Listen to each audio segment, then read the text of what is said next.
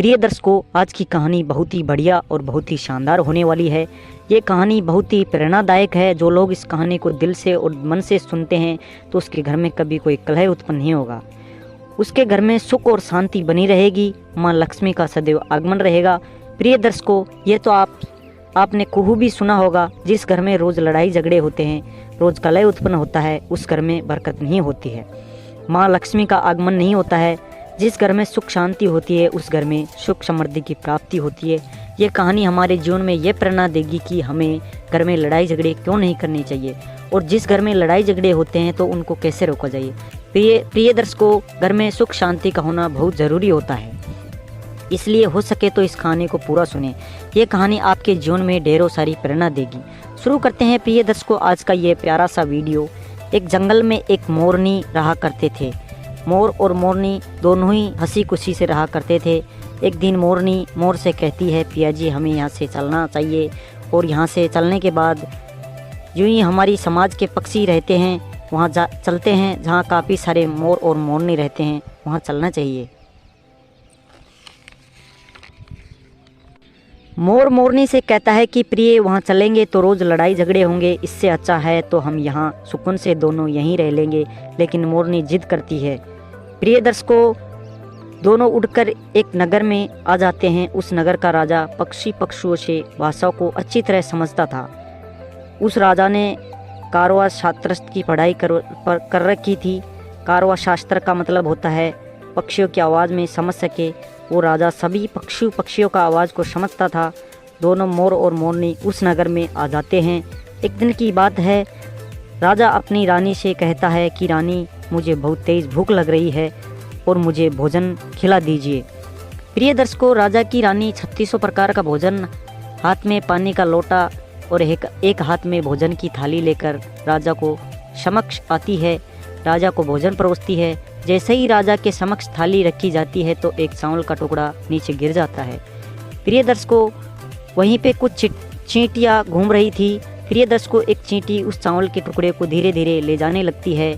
राजा इस घटना को देख रहा था।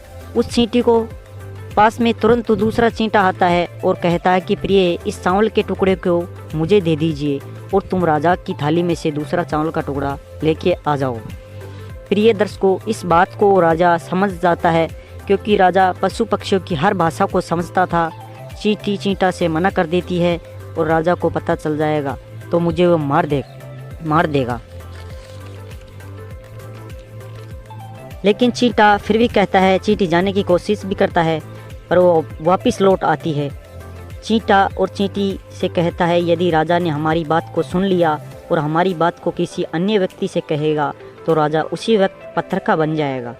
राजा चींटा और चींटी की बातों को खूब सुन लेता है और समझ भी जाता है। राजा इस बात को सुनकर हंसने लगता है। राजा को हंसी आ जाती है। जैसे ही राजा को हंसी आती है, उधर राजा की रानी रसोई से बाहर कदम रखती है और जैसे ही रसोई से बाहर निकलती है तो राजा हंसता हुआ दिखाई देता है। रानी राजा को देखकर सोचने लगती है, शायद मुझसे कोई गलती हो गई इसलिए राजा हंस रहा है। रानी राजा के पास आती है और कहती है, महाराज मुझसे गलती हुई या मुझसे कोई अपराध हुआ है जो आप इतने तगड़े हंस रहे हो।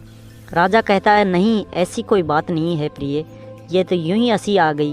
प्रिय दर्शकों, रानी जिद करती है और राजा बार बार मना करता है क्योंकि राजा को पता था कि चींटी ने जो कह रही थी कि राजा अगर यह चींटी वाली बात किसी से कह देगा तो मैं पत्थर का बन जाऊंगा, इसलिए राजा रानी को ये बात नहीं बता रहा था। लेकिन रानी बार बार जिद करती है कि अगर आप मुझको ये सच्चा प्रेम करते हैं और अपना मुझे समझते हैं तो मुझे बताना ही पड़ेगा। अब राजा बड़ा धर्म संकट में पड़ जाता है। राजा बार बार मना करता है। प्रिय दर्शकों, रानी त्रिहट करती है और त्रिहट के चक्कर में राजा को झुकना पड़ता है और राजा कहता है, यदि मैं आपको ये बात बताऊंगा तो आपको पछताना पड़ेगा। रानी कहती है, अभी तो मना कर रहे थे कि यूं ही कोई छोटी मोटी बात है और अभी आप कह रहे हैं मुझे पछताना पड़ेगा, ज़रूरी कोई तगड़ी बात है। तो रानी और भी ज़्यादा जिद करने लगती है। राजा कहता है, यदि आप नहीं मानती हो तो किसी जंगल में चलते हैं, वहाँ मैं इस बात को सुनाऊंगा। प्रिय राजा रानी रथ में सवार होकर घनघोर जंगल में चले जाते हैं और जैसे ही रानी को राजा वो बात सुनाने लगता है, जैसे वो थोड़ी थोड़ी बात कहने लगता है, जैसे जैसे पत्थर का राजा होने लगता है। राजा ने आधी बात रानी को सुनाई। राजा आधा पत्थर का बन गया। राजा कहता है कि रानी मैं आधा पत्थर का बन गया हूँ, तुम बहुत पछताओगी। रानी कहती है महाराज थोड़ी सी बात बची है, इसको भी कह दीजिए। प्रिय दर्शकों, राजा समक्ष का बात पूरी बता देता है। राजा पूरा पत्थर का बन जाता है। रानी की जिद के कारण राजा का पत्थर का हो जाता है। रानी सिर पकड़कर रोने लगती है। उस पत्थर को हिलाने की कोशिश करती है, मगर भारी पत्थर कैसे हिल पाएगा, क्योंकि राजा बहुत भारी था। इस कहानी से हमें यह शिक्षा मिलती है कि कभी भी त्रिया हट के पतन में नहीं पड़ना चाहिए। धन्यवाद।